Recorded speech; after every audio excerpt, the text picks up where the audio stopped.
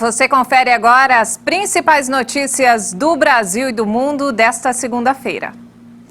E olha só, o governo suspendeu até 30 de junho a exigência de recadastramento anual de aposentados, pensionistas e anistiados políticos civis. De acordo com a regra, está suspensa também a realização de visitas técnicas para comprovação de vida. A medida foi publicada no Diário Oficial da União de hoje pelo Ministério da Economia. A suspensão da prova de vida do INSS é uma das medidas de proteção previstas para o enfrentamento da pandemia. Como a regra vale até o fim de junho, a partir de 1º de julho o procedimento volta a ser obrigatório, sob risco dos beneficiários terem seus pagamentos bloqueados. A comprovação de vida, que está suspensa desde março do ano passado, pode ser feita por biometria facial, mas a realização do procedimento não é obrigatória. Ela é feita pelos aplicativos Meu INSS e meugov.br e também nos bancos em que o aposentado ou pensionista recebe o benefício. Os que deixaram de realizar a comprovação antes de março de 2020 devem ser os primeiros a fazer a prova de vida, já que podem ter os benefícios bloqueados caso não se regularizem. É o mesmo caso dos beneficiários que foram convocados a fazer a comprovação digital por reconhecimento facial e não o fizeram. E agora vamos falar sobre coronavírus. O Instituto Butantan deve receber amanhã insumos para a produção de 5 milhões de doses de vacinas. A produção da Coronavac está suspensa desde o dia 13 por falta do IFA. A previsão é de que o Instituto Butantan receba 3 mil litros de ingrediente farmacêutico ativo para retomar a fabricação do imunizante contra a Covid-19. A entrega foi antecipada, já que estava prevista para quarta-feira. E com o retorno da produção, a previsão é de produzir mais 5 milhões de doses da vacina Coronavac. Essa estimativa está um pouco abaixo do esperado. Na previsão inicial, se falava na produção de 7 milhões de doses com 4 mil litros de insumos. Na semana passada, em reunião com o embaixador da China no Brasil, o governador de São Paulo pediu ajuda para evitar atrasos na liberação dos insumos e propôs a compra de vacinas chinesas ainda em aprovação pela Anvisa. O embaixador se comprometeu a liberar matéria-prima suficiente para produzir mais de 16 milhões e meio de doses, não só da Coronavac, mas também da Oxford AstraZeneca, produzida pela Fiocruz. A Universidade Federal de Minas Gerais desenvolveu um novo teste para detectar a Covid-19. O exame é feito em amostras de urina dos pacientes e promete ser mais rápido e menos invasivo que os outros. O exame é do tipo sorológico, ou seja, identifica a presença de anticorpos da Covid-19 no organismo do paciente, o que indica se a pessoa teve contato com o vírus. Mas a novidade é que o trabalho é feito a partir de amostras de urina, como já acontece com outras doenças. A ideia surgiu porque, apesar de não ser muito estudado, não ser difundido, existem alguns poucos relatos na literatura em que existe a presença de anticorpos para outros parasitos, para outras doenças, na urina de pacientes. Então, eu transpus, essa informação que estava presente na literatura, salientando que também é muito pouco difundida, e a gente transpôs, então, para a doença, para o Covid-19. Os primeiros resultados dos testes mostram que o método tem alta precisão. Ao todo foram analisadas 240 amostras de urina de 150 pacientes, e a sensibilidade para descobrir o vírus foi de 94%. O índice de acerto nos testes foi de 100%. A gente encontrou dados de sensibilidade e especificidade muito parecidos ao teste sorológico quando ele foi realizado em paralelo. E a sensibilidade e especificidade similar também aos testes diagnósticos que estão disponíveis no mercado. Os pesquisadores afirmam que o novo método tem algumas vantagens em relação aos outros testes que estão disponíveis no mercado.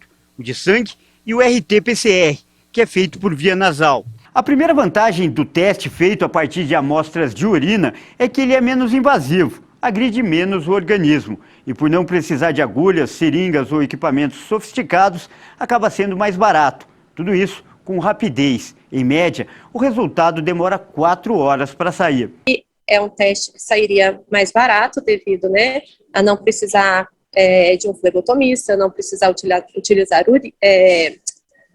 agulha, não precisar utilizar esse material de coleta. E uma outra vantagem também é que a gente consegue coletar essa amostra em qualquer horário do dia e mantê-la em temperatura ambiente por diversos dias. Isso também facilitaria a obtenção de amostras de regiões mais remotas, né, onde às vezes não tem um flebotomista, onde às vezes você não consegue coletar amostras de sangue e processá-las. Então, seria uma outra vantagem, principalmente para estudos epidemiológicos. O anúncio do novo teste foi feito nessa semana pela Universidade Federal de Minas Gerais, mas a patente do exame já havia sido registrada no fim de abril. A universidade agora está negociando com alguns laboratórios para que o teste seja comercializado no país. Antes disso acontecer, ainda há necessidade da aprovação da Anvisa. E o mundo está em guerra contra a Covid-19, afirmou nesta segunda-feira o secretário-geral da ONU, Antônio Guterres, que pediu à comunidade internacional a adoção de uma lógica de guerra para deter a pandemia. Segundo Antônio Guterres, mais de 3.400.000 vidas foram perdidas e 500 milhões de empregos foram destruídos e as empresas viram sair bilhões de seus balanços. Estamos em guerra contra um vírus. Precisamos da lógica de uma economia em guerra para impulsionar nossas armas, as vacinas. Já o diretor-geral da OMS, Tedros Adhanom, estimou que pelo menos 115 mil trabalhadores de saúde perderam a vida para o vírus. Ele pediu um esforço global para avançar as campanhas de vacinação. Hoje peço aos Estados-membros que apoiem um impulso massivo para vacinar pelo menos 10% da população de cada país antes de setembro e um impulso até dezembro para alcançar nosso objetivo de vacinar pelo menos 30% antes do fim do ano. O balanço oficial aponta 3.400.000 mortos pela pandemia.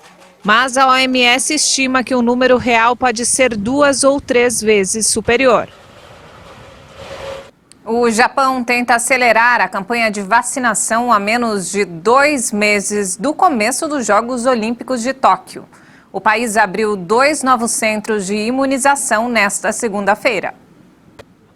Muito criticado pela lentidão da vacinação, o Japão tenta mudar essa história a menos de 2 meses das Olimpíadas de Tóquio. Os 2 centros instalados em Tóquio e Osaka, administrados pelas Forças de Autodefesa do Japão, pretendem vacinar diariamente milhares de pessoas com 65 anos ou mais. Apenas 2% dos quase 125 milhões de habitantes do Japão receberam até o momento as 2 doses da vacina contra 40% da população dos Estados Unidos.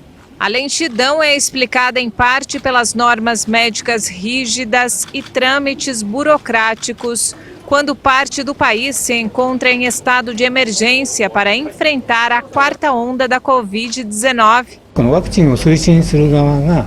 Se eles tivessem feito isso antes e vacinassem 80% ou 90% das pessoas até as Olimpíadas, com certeza os jogos poderiam ser realizados de forma mais tranquila. O centro de vacinação de Tóquio deve aplicar quase 10.000 doses diárias e Osaka 5.000. Os 2 locais utilizam a vacina do laboratório Moderna, autorizada desde a última sexta-feira no Japão. A vacina da AstraZeneca também foi autorizada, mas não será aplicada no momento devido aos raros, mas graves, casos de trombose registrados em outros países.